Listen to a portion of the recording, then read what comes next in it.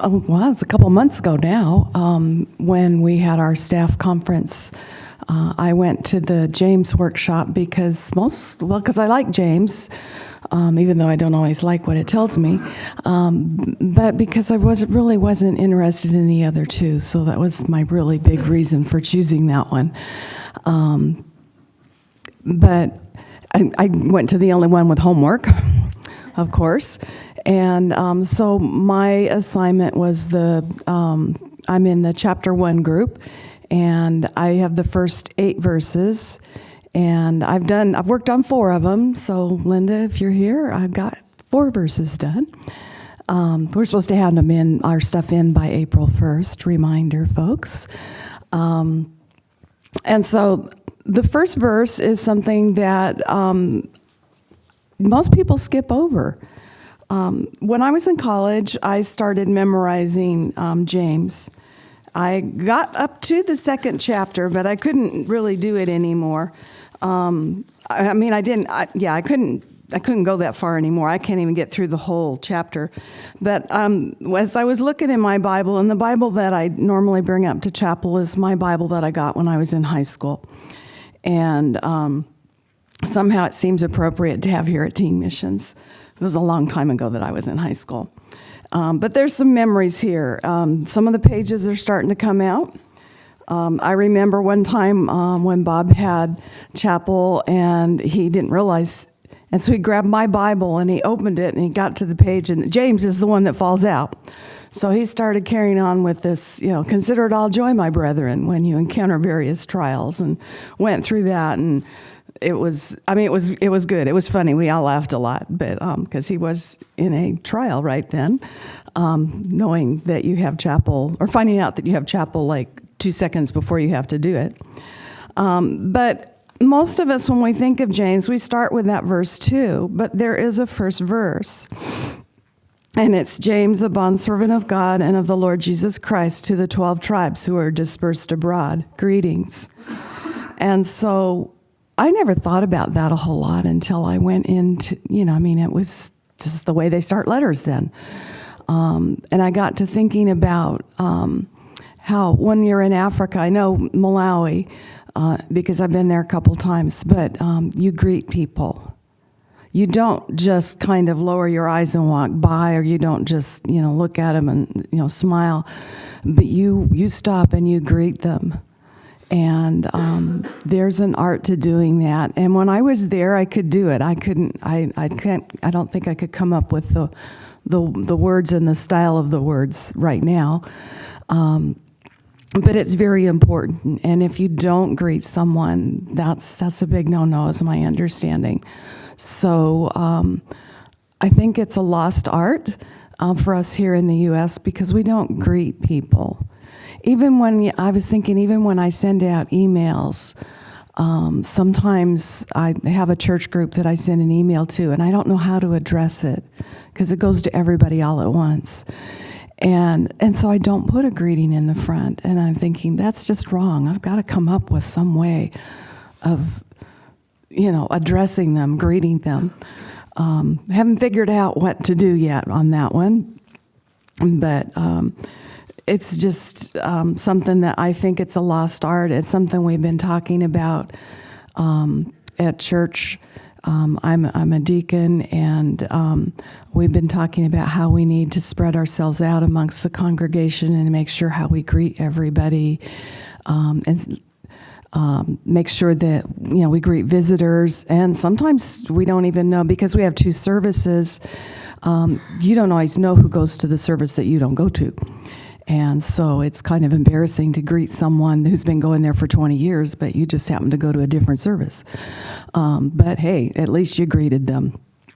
But anyway, to get back to this, James says who he is, and we know we're reasonably certain that James was the half-brother of Jesus, who probably during a good part of his Jesus' lifetime, they were probably true brothers. And I don't know that they, did like this, like my brothers did, but I would be willing to bet that James was like, who does he think he is? This is my brother, kind of thing. But James did come to see who Jesus was, which had to have been tough for his brothers and sisters to recognize him as the Messiah.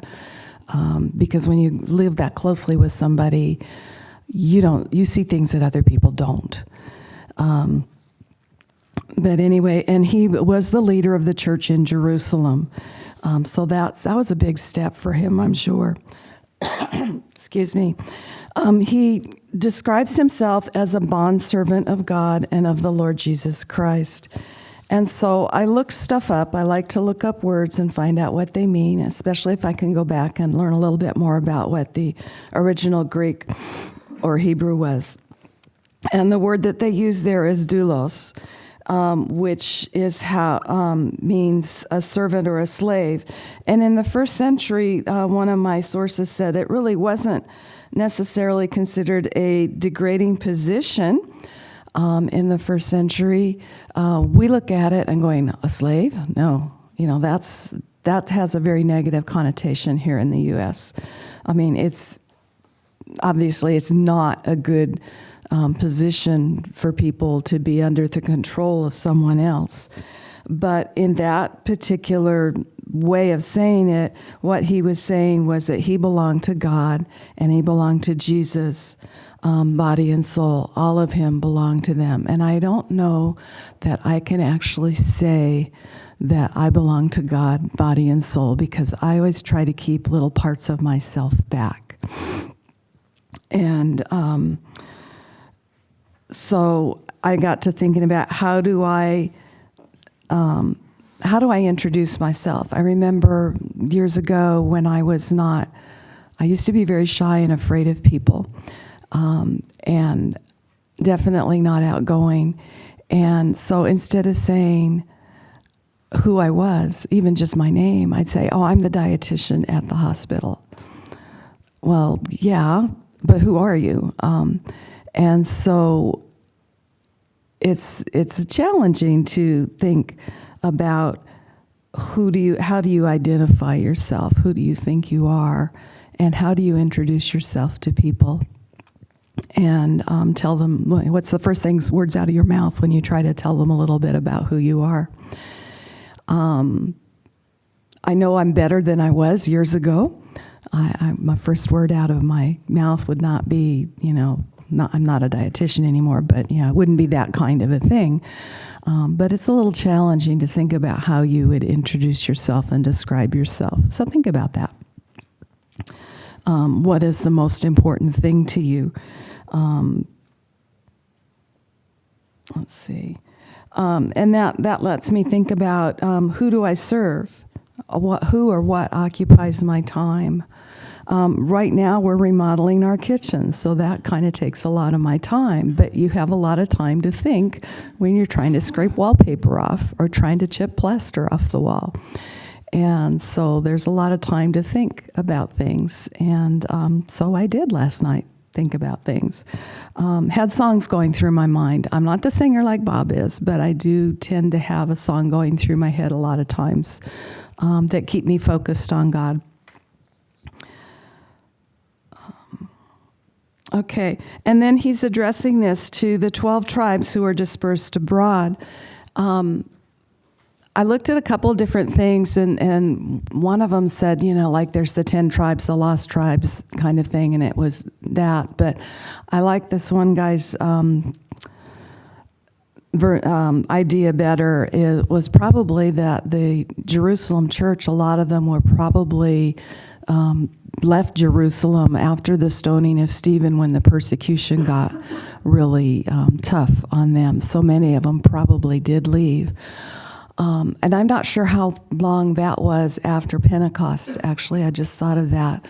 But there were an awful lot of people there who were from other places, and maybe they went home. I don't know.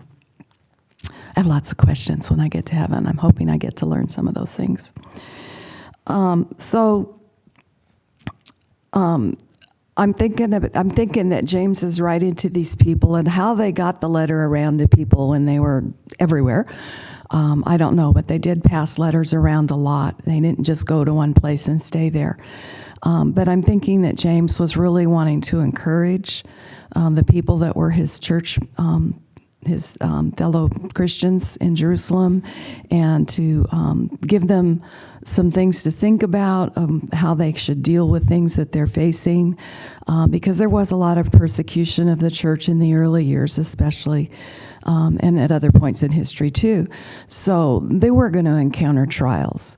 So how do you, and then I got to thinking about, how do I communicate with people? I'm not the best communicator in the world. I'm not good at keeping in touch, even with my brothers. But when we do talk, we talk for a long time.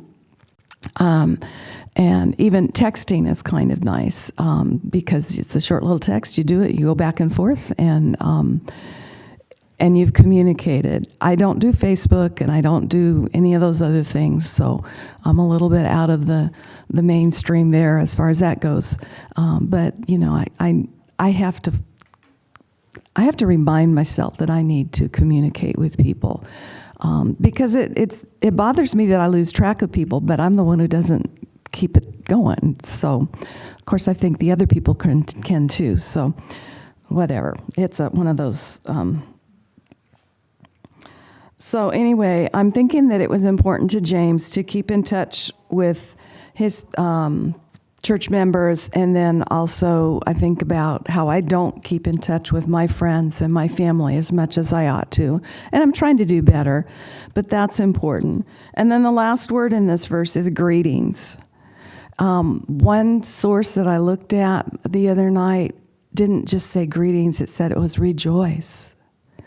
So be joyful, and I think that the Greek word that was used there was a derivative of the word used for joy. And so, do I rejoice when I greet people? What's my attitude? And so there's just a lot of things to think about in this first verse that most people skip over, and they start with, consider it all joy. So I hope I've given you some things to think about, and look at some of the other first verses in some of these books and think about what it really says. Thank you.